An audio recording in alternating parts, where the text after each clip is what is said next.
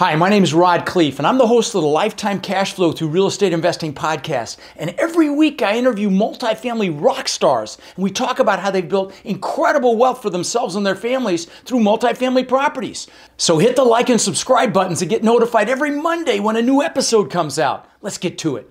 Welcome to another edition of How to Build Lifetime Cash Flow Through Real Estate Investing. I'm Khleif, and I am thrilled you're here. And I know you're going to get tremendous value from the gentleman I'm interviewing today. His name is Jonathan Way. And Jonathan's a CPA. He's in over 1,500 doors, and he's got his own podcast as well. It's called Building Wealth in Commercial Real Estate. And I've been on it, enjoyed being on it. And he's got assets in quite a few different markets. So we're going to have a lot of fun today. Welcome to the show, Jonathan. Well, thank you very much, Rod. I really appreciate having your show. Yeah, absolutely. Absolutely. So why don't you do a much better job of giving us a little background on who you are, how you got into the business, and maybe how, bring us current. Sure. I originally started as in residential, like probably most people did. And I grew up in New Jersey, close to New York City. And I just worked hard I went to school and I got an accounting degree. And I got my CPA and my master's in taxation. I've been a tax professional. I worked like 25 years in the industry in New York City and New Jersey, North New Jersey. So New York City metro area. And I started being the part-time, landlord. I just started buying condos. And my brother said, why don't you buy this condo? And I'll help you fix it. Because I wasn't really handy. I said, I'm not really sure I know how to fix this toilet. But if you can help me, brother, then we can do it together. Maybe you help me, I help each other. So. And then he told me to go buy in Central Jersey, and I bought some condos there in the Princeton area. And then I bought one near my house in North New Jersey, and then I got a collection of condos. And I realized that I could not have financial freedom through working on W-2 and I don't have 3 condos. That's not going to work, especially in New Jersey when property tax is very high.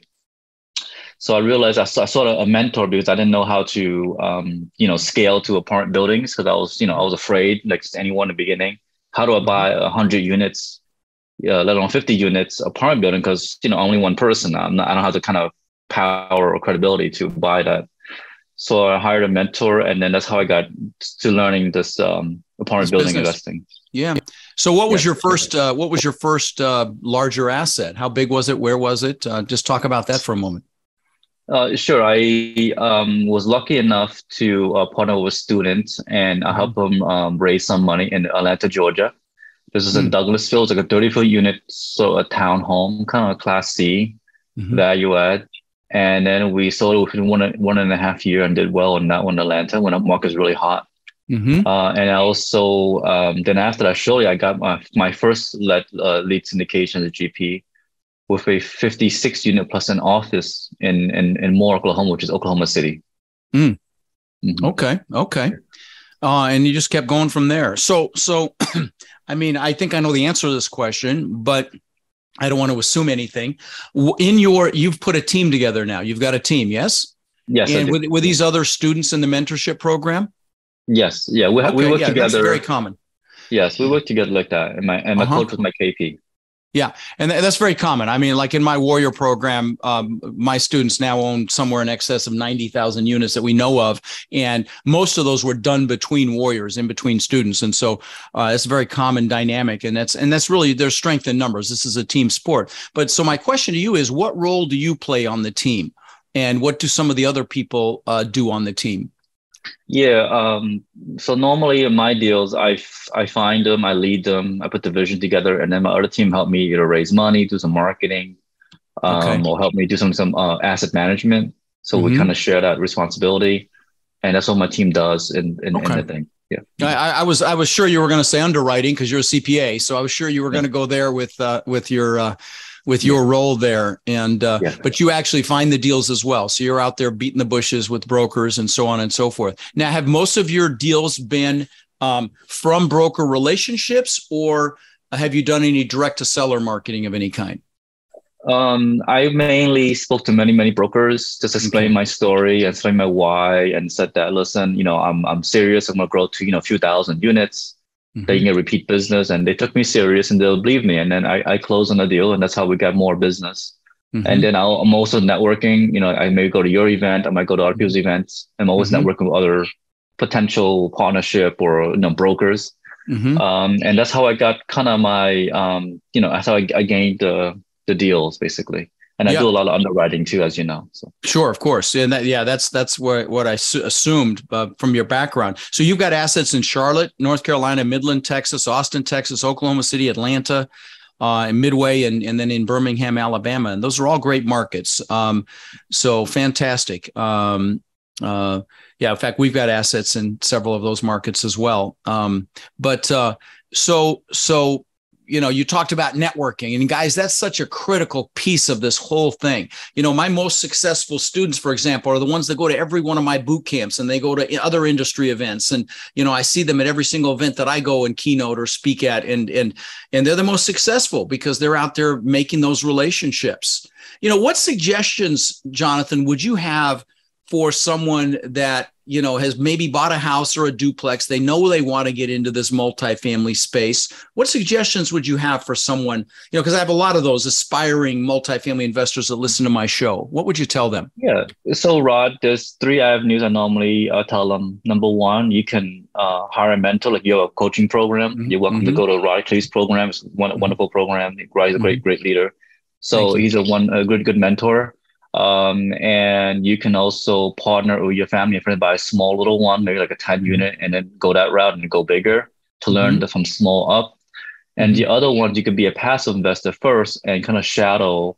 If the GP is nice and let you, give you little tips here and there, he might offer you to do that. And then sometimes you build a relationship where they let you go G active, which is very common in this industry. First the passive. And then later on, they won't be active, and the GP likes them. It gives an opportunity to become, raising money or something like that. So. Yeah, that is actually a very common pathway, and it's a great pathway because, like we bring passive investors into our deals, and we show them behind the scenes. They can come help with the due diligence, the initial due diligence. Once we actually take possession of the property, they can come out and meet us again to do the plan of attack, and then and I don't know about you, but we'll do regular webinars showing behind the scenes. We just did one on an asset in San Antonio, and all the progress and things that we did with a slide deck, and just spend some time educating. But the beautiful thing about starting, so if you're thinking about starting passively, is once you've got, you passively invest in an asset. Sometimes you have to fake it till you make it. And let's say you invest in a 100 unit, 200 unit, 300 unit. When you go out there and you want to go active and you want to be an operator, you can say, yeah, I'm invested in 100 units, 200 units. And yeah, you're being a little bit deceptive because you're an LP in those units, but that you got to fake it till you make it sometimes. And that's a way to do that, and it actually does look good on your resume when you go active, that you're even if you're passively invested in somebody else's deal. So it absolutely helps with that. So that's a great tip, Jonathan. So let me ask you this. You've had the I call them seminars, but the setbacks, the bloody noses, and so on and so forth. Tell us about one of those, and where you might have gotten your butt kicked on something, and ideally there was a lesson in it. Can you? I'm sure we've all got them. So does anything come to mind when I ask that question? Yes. A very valuable tip for your listeners is that what I learned being a rookie in the first 1-2 deals was that you cannot hire a due diligence firm, a manager that the seller is related to. Because I had one deal where he's managing a property, but he said, I'll assure you that I'll take it over, do a good job for you, but I'll do this for free once you use us. So I was kind of trusting them that I could use it for free, and as long as they do diligence, they know the property very well. Right. They do a lease audit, they can make sure that as well. But in reality, what happened was, hindsight, it was a bad idea because it's conflict of interest. Sure, big one. Yeah, and then they kind of hit a lot of things from me. Oh, no kidding. Wow. Yeah, and that's why it was those bumps in the road in the beginning. Yeah. But eventually we ironed those out. But that's kind of like a tip for your listeners who are newer listeners, to have your own independent, due diligence firm. Sure. Or a property, third-party property management company typically is what you'll have come in and help you with that. And they'll, I think we paid $35 $35 a door on the last one that we did. Now, of course, they want the management if they, but you don't even have to promise it. But a good third-party property management company will bring teams in to help with those inspections, and they'll do the lease audits and the and contract auditing and so on and so forth. And that's a good one. So let me ask you this: as starting out in your career in this business, Jonathan, were there any epiphanies, any aha moments where you're like, okay, now I get it? And I know I didn't prepare you for any of these questions, so apologize for that. But anything come to mind when I asked that question? I think what you really learn, and I don't know, Rod, if you teach us in your coaching class, but what is really critical here, which I think in many coaching classes they miss, they talk about the sexy part about acquisition, raising money, and then closing the deal. But I think what they really don't emphasize is asset management and operational excellence. I think that has to be hammered home very carefully, because the hard part is holding it for 5 years and running it well. That's the hard part. Right. No, that's everything. That's everything. That's the whole business. In fact, when we split up our GP part of a deal, that's the largest part of the deal, because that goes on for years. And, and I just wrote a book on asset management that I'll give you guys for free for listening here. Let me just see if I can, what you have to text to get it. Give me a second to find it here. But just text the word asset to 72345. And it's a big one. Hang on, I'll show it to you real quick here. Oh, maybe I don't have. Yeah, here it is. Okay, yeah, here it is. So here it is. It's everything you need to know about asset management. And I'm going to tell you, as Jonathan just outlined, especially in what's coming. We're headed for some shakeup in this country, and the operators that don't handle their asset management properly are gonna be in trouble. And there's a lot of new operators that got into this business that have not been through a downturn, that have not, that don't run a tight ship, that don't really pay attention to their KPIs, their metrics, their weekly calls with their property management companies, and really stay on top of that stuff. And you really have to, especially in what's coming. So if you want this asset management book, just text the word asset to 72345. I'm really proud of it. It's very comprehensive, and you'll get value from it. But, so when you're out there networking, you're obviously looking to raise money. Everybody's looking to raise money. So that's one of the components, but you're looking for potential partners. You're networking with brokers. Would you agree that your network is your net worth in this business? Yeah, this is a very critical part of it, which you have to really tell listeners and hammer home, is that the key thing is you have to network like crazy. Yeah. And people have to know you, that you're active in the space, you're serious. Yeah. If you go from passive to active, or you're trying to be active, and you say, I'm a student in Khleif's program, I'm trying to acquire 1,000 units and stuff like that. Right. And they got to take you serious, and then you have to show that you're serious, and that's how you make good results, Right. And I don't know about you. Did you partner with a seasoned operator to take down your first deal or two? I mean, did you align with somebody that had a resume that you could lean on? Yeah, my coach agreed. Your coach to be key principal, right. And then he signed on for Freddie Mac because they require KP. Right. And then, I gave him quarterly updates, and he was satisfied with what I was doing. He knew that I was doing it well. And, that's how it went. And see, that's a very common trajectory as well, guys. And that's why, I don't care if you join my group, but the point is you align with somebody that's already done it.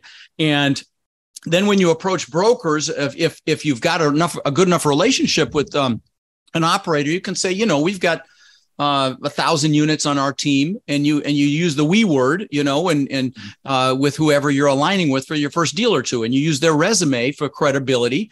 But you've got to build a relationship to be able to do that. They have to see that that you're really taking this seriously, because their neck's on the line if you screw up, if they're going to help you sponsor as a KP, key principal, it's called. What's some of the best advice you've ever gotten, Jonathan, just in life? It doesn't have to necessarily be multifamily, but does anything come to mind when I ask that question?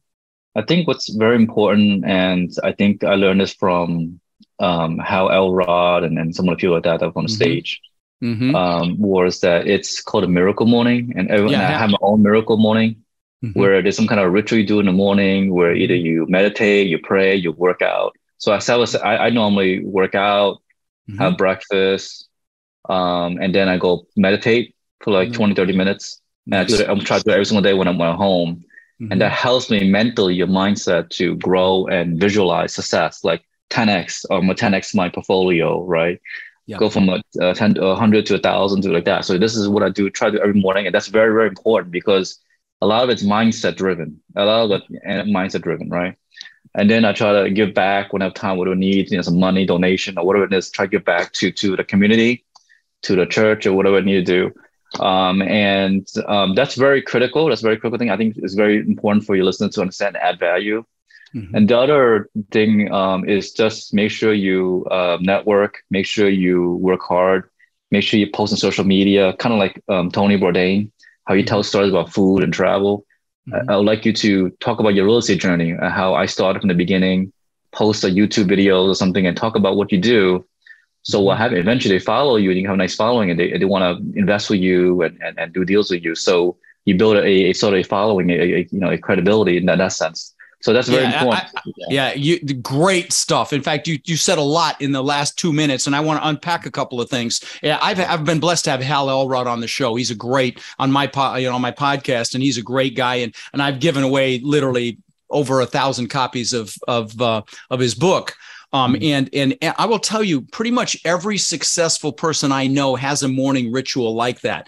The one thing you left out was journaling as well. So you exercise, you meditate or pray, you journal, you read a good book. That's another thing. You read a good book maybe for 30 minutes. That's kind of his miracle morning framework, and it's super powerful. I've got students that have done it literally for years on end. Very, very, very successful students. So that's a great tip. And then you mentioned giving back. I had a boot camp in Denver, 850 people 2 months ago, and we did a Hall of Fame for my warriors, my coaching students. And we picked, I've got 1,200 students, and we picked the top 10. And we did a little slide for each one of them. And I was astounded to see that every single one of them does something charitable. Okay, these are the most successful students that I have that I was drawing attention. It's the first time we had ever done this Hall of Fame, and every single one of them build schools in India, raised 200,000 for veterans, and on, and sexual trafficking, and I was just blown away that every single one of them gives back. So, guys, I hope you're getting the memo here. Is it's not don't wait to give back. You give back immediately, and I tell the story about having an epiphany around that, and giving back and just how transformational it was in my life. And then the last thing you mentioned, you unpacked a lot in 2 minutes, is creating reach. And you guys, we live in the greatest time on earth. In fact, I just did a course on creating reach and all the different social channels. And I just did a course on it. I haven't even priced it or anything like that. I'll probably just give it away. But you live in the greatest time on earth to create reach. And so I'll tell you the two critical pieces for that. And you can do it on Facebook, LinkedIn. Christ, I've blown up on TikTok like crazy. And I'm blowing up now on Instagram and like 10,000 people in the last 2 weeks. And so, but here's the key. You add value, right? Yes. And you're consistent. Those are the two pieces. So pick your vehicle. My podcast, 14 million freaking downloads. It blows my mind. But largest Facebook group. But all we do is we add value and we're consistent. So pick a vehicle, and you don't have to have millions or thousands of people. But if you're adding value, when you're ready to do a deal, you just mention the deal, and you'll have, you've already, people feel like they know you, they want to do business with you. Would you agree with that, Jonathan? Yes. That's why it's important to have that add value consistently, either Facebook or whatever social media you have, and then they like you, they follow you, and they say, you know what, Rod, I would trust Rod. I like him. Right. I heard his podcast, and I want to put money in his deal. So what are some other important lessons that you've learned? If anything comes to mind, you just said three big ones right there. So maybe I'm stacking that question, but anything else come to mind with that? You just gave three great ones, so maybe that's enough. Yeah. I'll just say that always you should partner with someone who's more experienced than you. That's very important because why? Because the wisdom taught is let's say you teach me and I know what you went through, your pain. So it minimizes that issue, and then that's how you grow stronger. You go always to the top, right? So you always need that kind of mentorship, like a big brother sort of feeling, big brother, big sister kind of feeling. You always need that. That's very critical in your pathway to going top. So. And it'll enhance the speed at which you reach your success for sure. You want to be around people that think what you think is hard is easy. I started my multifamily boardroom mastermind, here at my house in my compound here. I had 16 people come, about $1 billion in assets represented. And now there's about, I don't know, close to 16 billion in assets in there, because I wanted to be around people that thought what I thought was hard was easy. And so get around a peer group that wants more.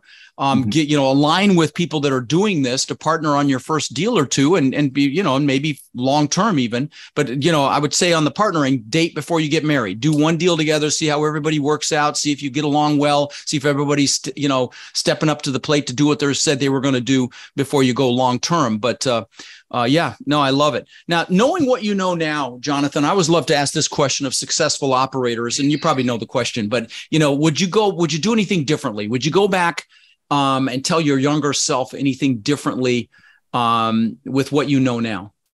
I do. I would take these steps backwards. I would network more than I did before, because I was a little shy before. I was kind of like an introvert in a way. I didn't want to talk to people. It was like kind of, I was awkward in how to say hello. I would network more, and I would find more capital raisers. Because why? Because you rather do bigger than smaller. Over 100 units, go big, because you make more money and less time. And they're actually easier, honestly. They really are. To asset manage down the road, because you can have a full on-site staff and everything else. Yeah, because the payroll supports the numbers. So if I was a younger self a couple of years back, I would have done more than 100 units. I would have had more, networking, capital raising, and power. And I would have bought like 100, 200 units. And I would have bought a little more nicer asset class than what I would have bought. Because you want a little better tenant base, basically. Yeah, I will tell you, and what I think's coming with the, the downturn. I mean, I will tell you, the asset class that's going to suffer is the CC minus stuff, because these people can't afford to live anymore. I mean, with price of food and gas, I just saw a statistic that there are, and this will blow your mind if you didn't hear this, Jonathan, there are 22 million families in the country that are behind on their utility bills. 22 million families. Like mind blowing. So, I think we're going to have a reckoning here soon. And those lower tier assets are going to struggle more than the A and B assets in what's coming. So, so let me ask you this. What do you think is your unique skill set? You talked about, pushing through being introverted. By the way, how'd you do that? How did you, what prompted you to push through that fear? That's really what it is. Achievers call it stress, but it's fear. What prompted you to push through that, to take action and build those relationships? I saw people on social media, like my friend Kay Trevor, and some people, just going out there and start doing it. And I'm like, you're putting your face out there, and it's great. And I saw, my other friend George are doing it, and I'm like, you know what? I need to put my face out there, kind of like yourself and Michael and whoever it is. And I said, I need to go out there so I can show my face, so I can know who I am. Because you don't know who I am, I can be the best operator in the world, but if you don't know who I am, you're not going to best to deal with me, because you don't know what I can do, my strengths. And now you do a podcast, which is really out there. So good for you. Good for you. So good for you. So I had to create what Joe Fairless calls the thought leadership platform. So I created my thought leadership platform through podcasting, through giving some advice on LinkedIn and some Facebook groups. And just adding value that way. Say, hey, today I did due diligence. This is what I learned. I closed on this. This is what I done. So kind of share my story through my audience that way. Yeah. So they can they follow me, and they appreciate that. Yeah. And then when you've got a deal, it's like, hey, I've got this deal. You want to look at it, and they know you. They feel like they know you at that point. No, I love it. Yeah. I love it. That's very powerful. So. Yeah. And you really are effectively doing a thought leadership platform when you're adding value like that. I mean, that's what I call myself, a thought leader. And that's, certainly people like Joe Fairless, Michael, and they're all in that space. And, and they focus on adding value. That's the bottom line. And that's why they're all successful.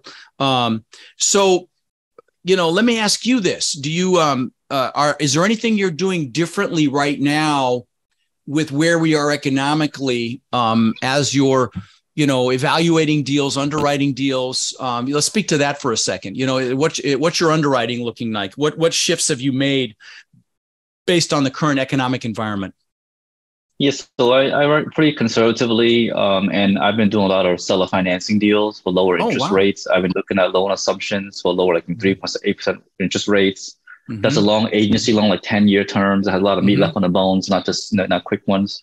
Right. I've been doing a lot of owner financing and those kind of deals like that was surfacing up. Even with broker deals, you're approaching them with seller financing. Yeah, and yes. They come to me and I do seller financing. I also do different asset class like storage, right? I also do owner. Oh, you're in storage now. Okay. Yes, I'm in storage now too. So I do the owner financing and stuff like that. And so because the interest rate is rising, so now I got a low rate for like 4.75% recently. So nice. Yeah, we just locked 5.2, which kills me because we were at 3.2 on a deal a year ago. We're at 5.2 now for this asset in Nashville that we're raising money for. By the way, if you're accredited, we may have some slots left. Text the word partner to 72345. It's a screaming deal. We have 60% loan to value debt, 10-year fixed, and even with that, we're at 8 to 10% cash on cash, 16 to 19 IRR, and I think 22% AAR projected. And so really great returns, even with, that low loan to value. So again, if you're accredited, text the word partner to 72345 and take a look at that deal if it's still available. So let me ask you this. What's your driver? What's your why, Jonathan? What gets you to jump out of bed in the morning to go out there and do this? My why is just that this is my passion. I love real estate, and also I have a young daughter and a family. She's 9 years old, and I want to create generational wealth and a legacy for them. Nice. So they don't have to worry about money. Because when I was young, I was worried about money. I wasn't every single week. I was like, do I have enough money to pay the bills for my groceries? Can I pay my car loan? And I don't want to be in that kind of poor situation. So I needed to have sustainable cash flow that can take us through generationally. So that's my why, basically. Nice. Well, listen, brother, I appreciate you coming on my show. It was a treat to be on yours. And, we'll definitely need to stay in touch. And thanks for bringing some wisdom to my show, my friend. Thank you. Thank you very much, Rod. I appreciate it. Yeah. Thank you. Yeah, Thank you. Absolutely. Rod, I know a lot of our listeners are wanting to take their multifamily investing business to the next level. Now, I know you've been hard at work helping our Warrior students do just that using our ACT methodology, which is awareness, close, and transform. Can you explain to the listeners how they can get our help? You bet. Guys, we've been going nonstop for 3 years, building an amazing community of like-minded people. And our coaching students, which we call our Warriors, have had extraordinary results. They've purchased thousands and thousands of units. And last year, we did over 1,000 units with our students. And we're looking to grow this group and take it to the next level.